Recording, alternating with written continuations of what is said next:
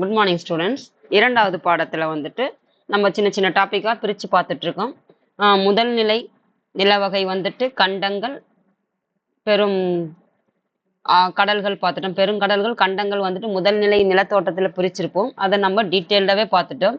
இது பார்த்தீங்கன்னா இது இரண்டாவது நிலை நிலத்தோற்றம், அதாவது செகண்ட் ஆர்டர் லேண்ட் ஃபார்ம்ஸ். என்னன்னு பார்த்தீங்கன்னா இதுதான் பாரு, இரண்டாம் நிலை நிலத்தோற்றங்கள் எது இருக்குன்னா மலைகள் இருக்குது. மலைனா வந்துட்டு உயரமானது. இதுல தான் வந்து இந்த மலைகள்ல தான் என்ன பார்த்துருப்போம், எவரெஸ்ட் சிகரமெல்லாம் உயரமான சிகரங்கள்லாம் உயரமான மலைகள்ல தான் படித்தோம் 10ஆம் வகுப்பு படிக்கும் போதே.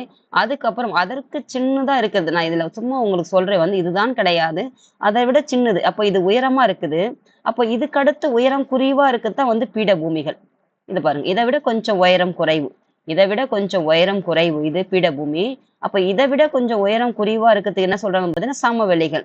அதுக்கப்புறம் அதுக்கு கீழே இருக்கிறது என்னன்னு பார்த்தீங்கன்னா நீர்நிலைகள். பாருங்க, மலைகள், பீடபூமிகள், சமவெளிகள். இப்போ சமவெளிகள்ல இது வந்துட்டு மலை உயரமானது, அதுக்கு அடுத்து குறைவானது, உயரம் குறைவா இருக்குது. ஏன்னா கடல் மட்டத்தில் நம்ம படித்தோம் 10ஆம் வகுப்பு படிக்கும் போது, கடல் மட்டத்தில் இருந்து எவ்வளவு உயரம் போகுதோ அதன் அடிப்படையில் தான் வந்து நிலத்தை வந்து வகைப்படுத்தியிருப்பாங்கன்ட்டு.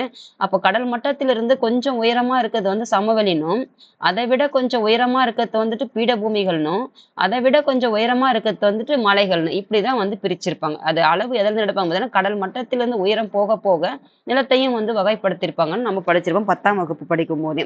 பாருங்க, அப்போ முதல் நிலையில வந்து கண்டங்களும் பெருங்கடல்களும் பார்த்துட்டோம். இரண்டாவது நிலையில என்னன்னு பார்த்தீங்கன்னா மலை, இது பீடபூமிகள்.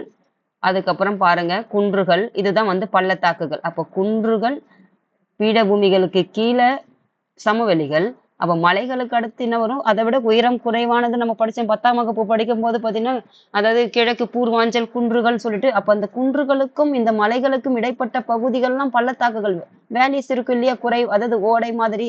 அதாவது இதுதான் வந்துட்டு எப்படி வந்துட்டு நீர்நிலைகளுக்கு வந்து ஓடைன்னு சொல்லுவாங்களோ அதே மாதிரி மலையும் வந்துட்டு அப்படியே சமமாகவா இருக்கும். அதாவது உயரமும் குறைவா இருக்கு இல்லையா, அப்படி இந்த பகுதியில எப்படி இருக்கும், வேலி மாதிரி இருக்கா, இதுதான் வந்து பள்ளத்தாக்குகள். பள்ளமா இருக்காது அதெல்லாம். அப்ப இதுதான் வந்து பள்ளத்தாக்குகள் சொல்லுவாங்க. பள்ளத்தாக்குகள், ஆறு, குளம், ஏரி, அதுக்கப்புறம் குகை, பீடபூமி, சமவெளி, நீரோடை, பெருங்கடல், தீவு, இது எல்லாமே எதில் வகைப்படுத்துவாங்கன்னா இந்த இரண்டாவது நிலையான நிலத்தோற்றத்தில் தான் வந்து வகைப்படுத்தியிருப்பாங்க. அதுக்கடுத்து வந்துட்டு மூன்றாவது நிலை எதுன்னு வரும் பார்த்தீங்கன்னா கடற்கரைகள், மணல் குன்றுகள், இது எல்லாம் வந்துட்டு மூன்றாவது நிலத்துல வந்து வகைப்படுத்தியிருப்பாங்க. இதோட வந்துட்டு சின்ன சின்ன சப்டாபிக்கை நம்ம பிரிச்சுட்டோம்.